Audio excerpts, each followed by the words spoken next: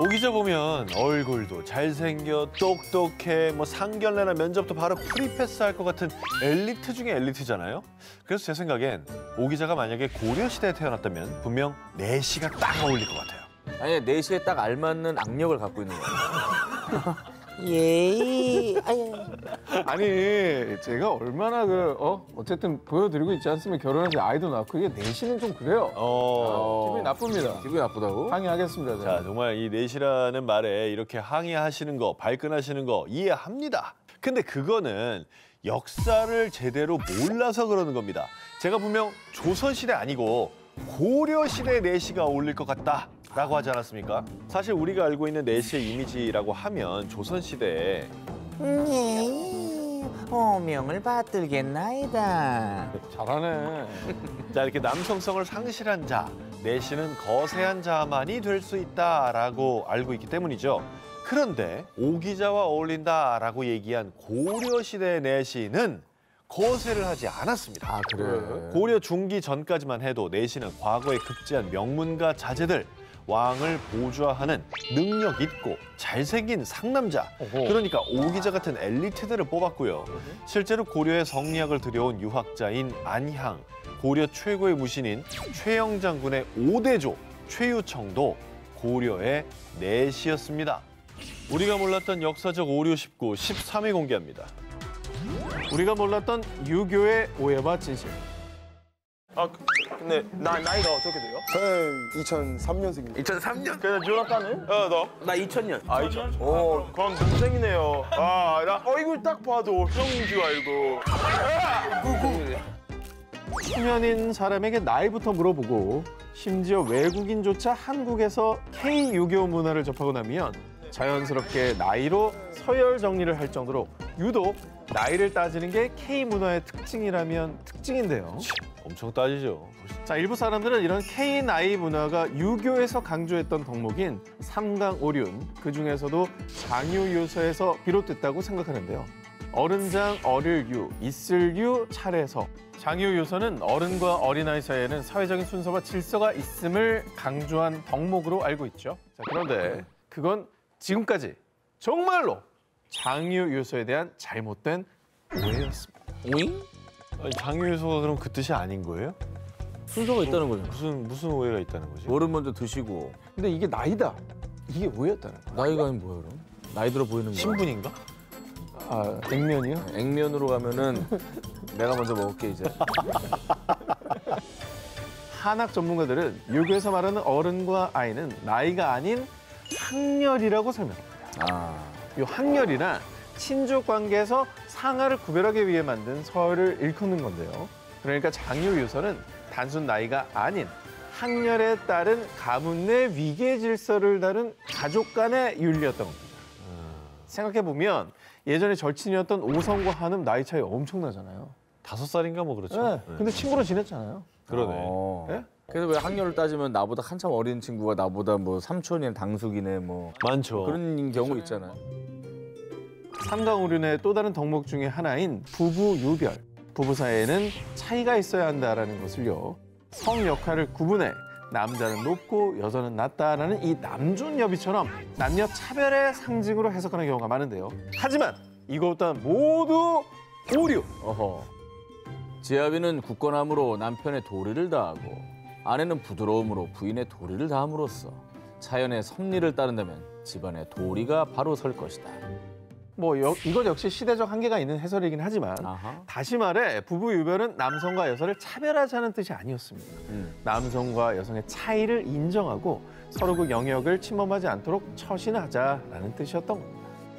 차이를 인정하자. 다르다는 뜻이죠. 차별과 차이를 인정하는 건 약간 차이가 있죠. 엄청난 다른 개념이죠. 요즘에 적용해도 되는 개념이잖아요. 그렇죠. 서로 차이를 인정하자는 거니까. 야, 이거 유교를 제대로 몰랐네요. 그러니까요. 그 유교를 제대로 모르고 무조건 꼰대라는 둥, 뭐 고리타분하다는 둥 이렇게만 여겼던 게 그렇게 그냥 막연하게 받아들여서 그런 것 같아요. 그동안 오해했던 유교의 진실, 이제 참뜻을 제대로 알았으니까 적재적소에서 사용하세요. 우리가 몰랐던 역사적 오류 19, 11일 공개합니다. 독도는 우리 땅, 가사가 바뀐 이유. 한국인이라면 모를 수가 없는 마치 준애국가적인 노래가 있죠. 아 이거 광태형. 따라 200 외로운 섬 하나 새들의 고향 따라장 그 누가 아무리 자기네 땅이라고 우겨도 독도는 우리 땅 우리 땅. 초등학교 교과서에도 실렸던 국민가요 독도는 우리 땅. 가슴이 웅장해집니다. 그렇죠. 네. 가사에 독도 주소, 위도, 기온, 강수량까지 온갖 정보도 있었어요. 시험에 독도 관련 문제가 나오면 조용히 가사를 흥얼거리며 답을 찾을 정도로 대한민국 사람이라면 아주 뇌리에 박힌 노래죠. 그런데 말입니다. 이 노래를 우리가 어린 시절 부르던 가사 그대로 부르면 우리도 모르게 큰 오류를 범할 수도 있습니다. 독도는 우리 땅, 이 원곡이 발매된 게 1982년입니다. 이후에 세월이 흐르면서 독도 정보와 함께 가사도 업데이트. 예를 들어서 독도의 행정구역인 남면 도동의 명칭이 바뀌면서 가사 또한 독도리로 수정. 노일 전쟁은 러일 전쟁으로, 백길 따라 200리는 백길 따라 87K, 87K로 또 평균 기온 12도, 강수량 1300 가사는 평균 기온 13도, 강수량 1800으로 수정. 200ml 87K는 재밌다. 87K로 이제 바꾸고 그리고 온도가 올랐습니다. 온도가 올랐죠. 예. 네. 근데 사실 뭐 기왕 정보를 담을 거 좀 정확한 게 더 좋을 것 같아요. 그렇죠. 네. 그리고 또 하나 아주 중요한 부분이 개사됐는데 원곡 가사를 먼저 들려드릴 테니 어떤 부분이 개사가 됐을지 추측해 보시기 바랍니다. 지중왕 13년 섬나라 우상국 세종실록 지리지 50페이지 셋째 줄 하와이. 옛날 세종실록 지리지가 페이지가 있을 리가 없습니다. 아, 그러니까 뭐 몇 쪽? 이렇게. 50조 셋째 줄 뭐 이렇게? 세종실록 시리즈인데 이제 50이 아닌 예. 장수가 좀 바뀌었다. 58페이지라든가 페이지에 오류가 좀 발견이 된 거죠. 네. 58페이지 셋째 줄 뭐 이렇게. 정답은 세종실록 지리지 50페이지 셋째 줄에 있었습니다. 그렇지. 실제 독도가 언급된 부분은 세종실록 지리지 50페이지 셋째 줄이 아닌 세종실록 지리지 153권, 지리지, 강원도, 삼척, 도호부, 울진, 현조로요. 셋째 줄은 맞네. 울릉도와 독도를 명확히 언급한 부분이 따로 있기 때문에 이에 따라 가사를 좀 더 바르고 정확하게 수정했습니다. 자 이렇게 불러야 돼요 이제. 섬나라 우상국. 누가 뭐래도 독도는 우리 땅 아닙니까? 앞으로 누군가 독도가 왜 우리 땅이냐고 묻는다면 독도는 우리 땅의 최신 가사를 참고하세요. 우리가 몰랐던 역사적 오류 19, 10위 공개합니다. 바보 온달은 모모가 아니다. 고구려 제25대 평원왕의 딸 평강공주. 어릴 적부터 바보 온달에게 시집 보낸다는 농담을 듣고 자란 평강공주는 정말로 커서 온달을 찾아가 결혼. 이후 온달을 고구려 최고의 장수로 만들어냈다는 내조의 여왕 스토리로 유명합니다. 평강공주와 바보 온달 이야기는 극적인 요소가 많아 단순한 설화로 알고 계신 분들도 많지만 정사로 통하는 삼국사기 열전에 온달에 대한 자세한 이야기가 실려 있어 한국 고대사 학계는 온달 왕자가 실존 인물이라고 보고 있습니다. 그런데 우리가 철석같이 바보라 믿어왔던 온달이 실제로는 바보가 아니었을 수도 있다고 합니다. 이건 너무 확신에 차서 알고 있는 거 아닙니까? 이게 또 그 위례성 전투에서 사망하는 거잖아요. 아, 그럼 아차산도 우리가 네. 기억나고. 평강공주의 내조 스토리도 이거 과장된 겁니까? 하하. 바보 온달이 바보가 아닌 이유. 강력한 신분제 사회였던 고구려에서 바보로 놀림받던 평민이 귀족이 되고 왕의 사위가 되는 건 사실상 아예 거의 불가능. 그렇지. 아무리 평강공주의 고집이 세도 왕이 바보를 사유로 삼았을 가능성은 없다고 보는 겁니다. 그래서 온달이 설화에 나오는 것처럼 천한 하층민이 아니라 최소한 왕실과 결혼이 가능한 하급 귀족 신분 정도는 됐을 것이다. 이렇게 추정하는 것이죠. 일리 있네요. 당시는 고구려의 귀족이 개편되고 북방계와 남방계에 치열한 내분이 있었던 때로 평원왕이 기존 귀족 세력이 아닌 다른 보호 세력을 키워 왕권을 강화하려는 의도가 있었을 것이라는 해석도 있습니다. 온달이 바보라는 건 왜 나온 말이야? 약간 음해하려는 거였나? 아, 그럴 수도 있겠구나. 정치적 혐오하려고. 지금 이제 두 집단의 견제라고 한다면 어허. 저쪽은 바보야, 뭐 이렇게 가는 거죠. 폄훼하는 거죠. 과연 그럴까요? 당시 온달에 대한 바보라는 수식어는 신흥 귀족 혹은 하급 귀족 출신으로 중앙정계에 진출한 신흥 세력을 당시 전통 귀족들이 경멸의 시선을 담아 부르던 호칭이었을 것으로 추정합니다. 그리고 또 다른 의견으로는 삼국사기 열전 속 바보 온달의 바보를 한자 어리석을 우를 사용해 우온달로 표현.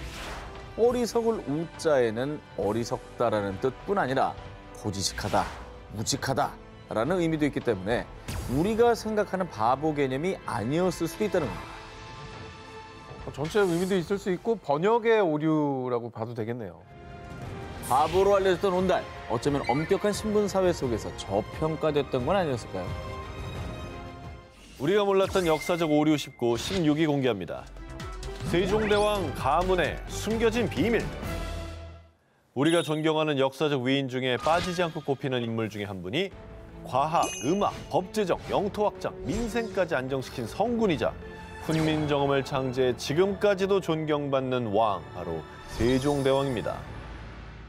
그런데 말입니다. 어쩌면 훈민정음이 탄생하지 못하고 세종대왕 같은 성군이 조선 역사에 없었을 수도 있습니다. 뭔 소리죠? 그럼 큰일이죠. 큰일이죠. 네. 만약에 세종대왕이 왕이 되지 못했다면 역사가 달라지지 않았을까요? 아, 당연하죠. 끔찍하다. 조선시대 왕 계보를 살펴보면 대부분 맏아들 혹은 둘째 아들이 왕위를 물려받는 경우가 흔한데요. 세종대왕은 태종의 몇 번째 아들이었다? 세 번째. 세종대왕은 충녕대군이던 시절 자유분방한 한량 기질을 가진 양녕대군과 자질이 미약한 효령대군 두 형을 제치고 셋째 아들임에도 불구하고 세자로 책봉됐는데요. 그런데 세종대왕에게 숨겨진 형들이 더 있었다면 어떻게 됐을까요? 그래도 왕위 계승을 할 수 있었을까요? 그래서 제가 쉽게 얘기를 못했던 거예요. 네, 그 정설로 받아들이지 않는 걸 네. 말씀드려도 되나? 고민이 생겼던 그럼 그 야사를 좀 풀어놨어요. 방송 중에 야사를 얘기하는 건 좀 그래요. 우리가 무슨 역사 프로그램도 아니고 이거 역사 방송- 강사예요. 공동제입니다. 알겠습니다. 사실 조선왕조실록에도 태종 공정대왕의 셋째 아들이요. 어머니는 원경왕후 민씨다라고 기록돼 있는데 그게 오피셜이잖아요. 그런데 엄밀히 말하면 아닙니다. 저는 말이죠.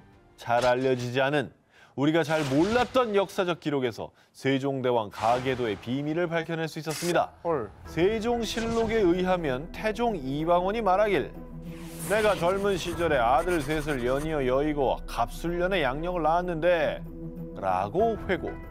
양녕은 우리가 알고 있는 태종의 첫째 아들이죠. 근데 사실은 첫째가 아니었다는 사실. 그러니까 세종대왕에게는 알려지지 않은 형이 3명이 더 있었고 세 번째 아들이 아닌 엄밀히 따지면 6번째 아들이었다는 겁니다. 아하. 하지만 그 3명의 형이 요절에 그 존재가 알려지지 않았던 건데요. 만약 3명의 형이 살아있어서 세종대왕이 6번째 아들이었다면 왕이 되지 못했을지도 모른다 이 말입니다. 세종대왕이 3번째 아들이든 6번째 아들이든 태평성대를 만드시고 한글을 선물해 주신 성군이라는 역사적인 사실은 변함없습니다.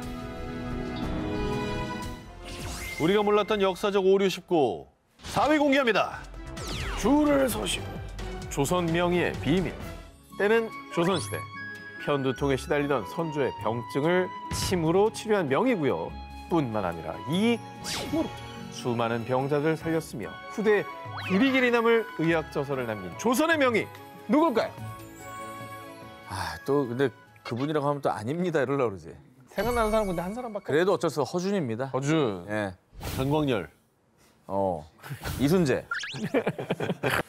틀렸습니다. 줄을 서시오. 전국 방방곡곡에서 찾아와 줄을 설 정도로 허준은 침을 잘 놓는 명이다. 이 또한 잘못 알고 계신 역사적인 오류입니다. 분명 허준 아저씨가 침으로 종기에 시달리는 환자도 낫게 하고 침으로 죽어가는 사람도 살리고 침으로 못 고치는 환자가 없었는데 이렇게 생각하셨던 분들 많으실 거라는 거 압니다. 하지만 이게 다 우리가 과몰입했던 TV 드라마 소설이 만든 오류 때문입니다. 실제로 조선왕조실록의 기록을 살펴보겠습니다. 선조 37년 9월 23일 일경 말에 상이 알아오던 편두통이 갑작스럽게 발작하였으므로 직숙하는 의관에게 전구하여 침을 맞으려 하였는데 침을 맞는 게 어떻겠소? 아유, 소신은 침 놓는 법을 알지 못합니다. 분명히 허준 본인이 직접 침을 못 놓는다라고 말씀하셨습니다. 침 쪽은 안 강하셨구나. 침하고 뜸이 아예 다르다고 하더라고요. 이게 침은 또 다른 분야긴 해요. 네, 완전히 다르다고. 한의사분들 중에 침 못 놓는 사람이 있어. 선조 아플 때 침 누가 났어요? 조선 최고의 명의 허준이 인정한 진정한 침의는 따로 있었습니다. 바로 조선의 또 다른 명의자 최고의 침이 허임. 그의 독보적인 보사법이라는 침술과 서서 침구 경험방은 일본에도 중국에도 큰 영향을 미쳤는데요. 우리가 잘 몰랐을 뿐 조선의 의술은 약을 쓰는 약이와 침을 쓰는 침이로 체계적으로 구분이 되어 있었습니다. 그러니까 허준은 한약으로 병을 치료하는 조선 최고의 내과 의사, 허임은 침으로 병을 치료하는 조선 최고의 외과 의사, 이렇게 생각하시면 되겠고요. 두 분 다 뛰어난 조선의 명의인 건 팩트. 허준이 침술까지 통달한 명의인 건 잘못된 오류라는 거 아시면 되겠습니다. 네, 사실 저 명의, 그러니까 침 쪽의 명의는 아니었을지 몰라도 놀 줄은 알았겠지. 아, 감히 왕한테 놀 정도는 아니었다. 최고는 또 따로 있었다는 거죠. 최고, 그러니까 왕이니까 최고를 한 거고 어느 정도는 이렇게 놀 수 있었겠죠. 당대 최고 내과의 허준과 외과의 허임 보유국 조선. 조선이요, 이런 나라였습니다, 여러분. 우리가 몰랐던 역사적 오류 19, 3위를 공개합니다. 천안 신분 백정, 사실은 뭐뭐. 자, 조선을 뒤흔든 의적 임꺽정. 그는 당시 신분제 사회에서도 최하층민이었던 백정 출신으로요. 네 이놈! 천한 백정놈이 어찌 감히 우리 동네 우물을 마신단 말이냐? 썩 물러나거라! 아이고, 이 백정은 사람 취급도 못 받는구나, 그냥. 아유. 자, 백정은 우리가 흔히 알고 있는 것처럼 소나 돼지 등 가축을 도살해서 고기를 만들어 파는 사람은 물론이고요. 그 외에 버드나무가지로 생활도구를 만들어 바치던 고리백정 등이 있었습니다. 이 백정은요, 당시 가장 천대받던 천민 중의 천민. 마을 외곽에 모여 살아야 했고 다른 신분과는 결혼 금지. 할아버지 백정도 평민의 어린아이에게 고개를 숙여야 하는 등 인간 취급을 받지 못했다고 합니다. 우리도 그렇게 배웠잖아. 그렇죠. 응. 백정만도 못한 자식, 뭐 이런 얘기 하죠. 그리고 가축 밑으로 거의 취급받지 않았나요? 네. 응. 자, 그런데 시간을 거슬러 고려 시대엔 백정에 대한 대우가 달랐습니다. 나 백정인데 왜요? 뭐 보태준 거 있어? 자, 고려 때만 해도 백정은 일반 농민을 일컫는 말. 백정에 쓰이는 한자 백에는 희다라는 뜻과 함께 없다라는 뜻이 있어서요. 국가가 부여한 직책이 없는 일반 농민을 뜻했을 뿐이라는 겁니다. 아니 근데 백정하면은 이미지가 뭐 도축, 그치. 뭐 잡일, 막 소 잡는 사람. 소 잡는 사람 이런 걸로만 알고 있었는데 이제 농민도 아우르는 개념. 되게 넓은 개념의 용어였던 거예요. 근데 어쩌다 백정의 뜻이 확 바뀐 거예요, 이렇게? 좁아진 거네, 그럼? 사실 원래 가축을 도살해 고기를 만들어 팔았던 사람들을 차별하던 인식은요, 농경 생활이 아닌 동물을 사냥하는 유목민으로서 원래는 화척이라고 불렀습니다. 앞서 말씀드렸던 것처럼 이 화척들에 대한 차별이 팽배, 문제가 됐고요. 그래서 조선 세종 5년 병조에서 상소를 올리게 이릅니다.